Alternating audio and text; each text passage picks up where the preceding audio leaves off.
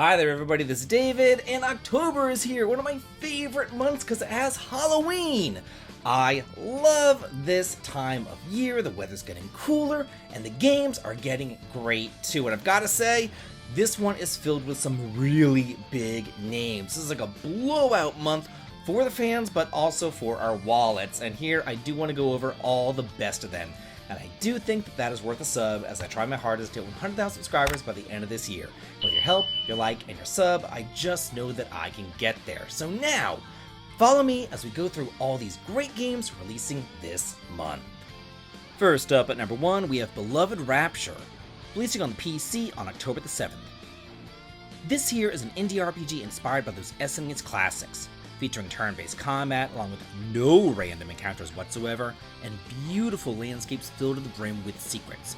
There are 6 total playable characters to recruit, an equipment system that isn't just like weapon, armor, and accessory. There's no forced grinding either, and it's just a total treat. This is a mid-length adventure that balances both an intimate coming-of-age story and larger threats looming over the troubled kingdom as it explores trauma, friendship, and an undying love.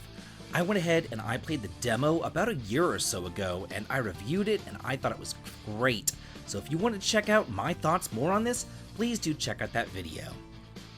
Number 2, Sky Ocean Wings for Hire, coming out for the PS5, Xbox, Switch, and PC on October the 10th. This is obviously inspired by Skies of Arcadia, and it's set in the open skies, and here you can experience an adrenaline-filled, turn-based dogfights as you take on the role of a captain to unite a party of ragtag sky pirates setting upon an unforgettable, touching journey. And just as you like recruited NPCs to join up with your cause in Skies of Arcadia, you do the same thing here, as you soar through these skies, recruiting new members for your cause, each with unique special abilities to help out your band of pirates. Personally, I do have high hopes for the final game, despite the demo receiving some less than favorable reception. Number 3, Metaphor ReFantazio, coming out for the PS4, PS5, Xbox, and PC on October the 11th. From the creative minds behind the Persona series comes Metaphor, which is set in a unique fantasy world where your protagonist will journey to continue on to lift the curse from the kingdom's lost prince, control your own destiny, face your fears, and awaken magical archetype powers that lie dormant within your heart. And by awakening to an archetype, you will unlock the power to channel and combine the abilities of unique job classes. And I've gotta say, it is not every day that we get a brand new IP that has this much love, money, and charm poured on into it. So I do think that as fans of the genre, we owe it to Atlus to show our support for these new games, especially because the demo was fantastic, and I do think that this will take up like my entire month. Number 4, 8-Bit Adventures 2, coming out for the PS4, PS5, Xbox, and Switch on October the 16th.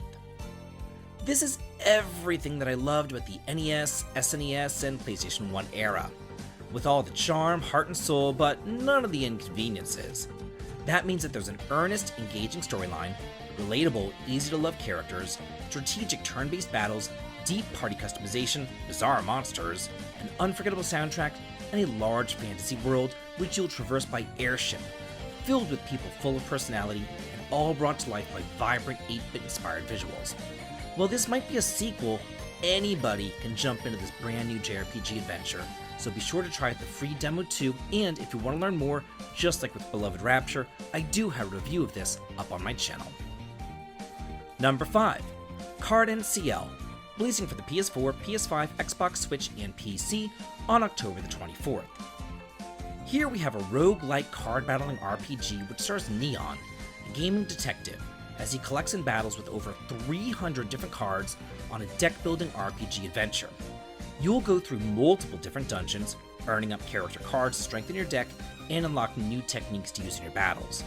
Not only that though, there's over 50 different songs to hear as you make your way through all the different eras of gaming, from the NES and Atari, all the way up to the PS4 and PS5. If you're looking for something out of the ordinary, then you'll definitely do want to check this one out. And also don't forget, there is a free demo that you can try out too, which will transfer over to the full game. Number 6, Romancing Saga 2, Revenge of the Seven, coming out for the PS4, PS5, Nintendo Switch, and PC on October the 24th. Here we have a full-on remake of the SNES classic by the same team who did the amazing Trials of Mana remake.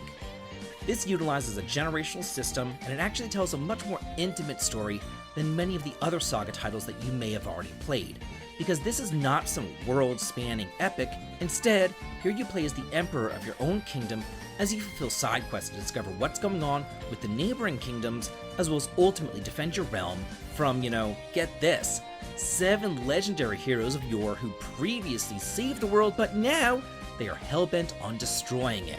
But that's gonna take some time, maybe a couple of years, and you can't do it on your own. So it's gonna be up to your children and your grandchildren to finish the job. Number 7, Flint, Treasure of Oblivion, releasing for the PC on October the 24th. This looks cute! You play alongside Captain Flint, his second-in-command Billy Bones, and his crew of old salts in search of a legendary treasure promising freedom and fortune. With its original narrative using traditional comic strips as a medium, kind of like in Tales of Arise and Phantasy Star 4, you'll immerse yourself in a historically accurate pirate adventure spiced up with some fantasy. Not only that, but there's turn-based combat similar to Baldur's Gate with some dice rolls. So go on out, build up your crew, and discover all the secrets and the distant lands that you'll discover here. Number 8, Goblin Slayer, Another Adventurer, Nightmare Feast, coming out for the Nintendo Switch and PC on October the 25th. This here is the very first console Goblin Slayer game, and it's a tactical RPG overseen by the Goblin Slayer's anime creators. It's not some sort of bastardization. You'll play through a brand new story set in a four-cornered world with original characters led by a heroine called the Guildmaster, and appearances by famous characters from the TV show. It also features cutscenes with graphics similar to those of the animated series, as well as voiceover work by famous Japanese actors, and gameplay sequences with beautiful pixel art versions of the characters.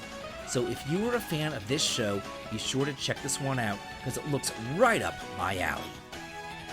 Number 9, Ys 10 Nordics, coming out with the PS4, PS5, Nintendo Switch, and PC on October the 25th. I really hope that I can finish and beat Metaphor before this one comes out, because I love the Ys series, and I've played all of them extensively. It is the great granddaddy of action RPGs after all. This one takes place right after the events of Ys 1 and 2, and Adolf finds himself bound by fate to the proud pirate Karja. As they search for a way to undo the mystical ties that bind, they will soon find themselves caught up in a conflict between the two different factions, the seafaring warriors known as Normans, and the enigmatic and seemingly immortal Greiger. In order to save all the people of Lobelia Gulf, Adol and Karja must navigate the depths of their unexpected bonds and the power that it grants them. And finally, number 10, Dragon Age: The Veilguard, releasing for the PS5, Xbox, and PC on October the 31st. Here is the final game of the month, releasing on Halloween of all days. And I did play the Dragon Age games back on the PlayStation 3 because, there weren't any jrpgs releasing back then. And when I played these Western RPGs, I really liked them. And this here is a bold, heroic adventure, and it's built to deliver on what the series is best known for. It's rich storytelling, fantasy world building, companions and fellowship, and set in a world where you and your choices matter. Here, you'll embark on a quest to face the powerful elven gods and stop the destruction that they're unleashing upon the world. You play as Rook, and you have to rise up, rally your crew, and forge relationships to become the unexpected leader that everyone else will believe in. So that's it for all the RPGs that are releasing in October. And now, I want to hear from you. What RPGs are you looking forward to most this month, and which ones are you going to be buying? Let me know in the comments, and let's all talk and chat about it.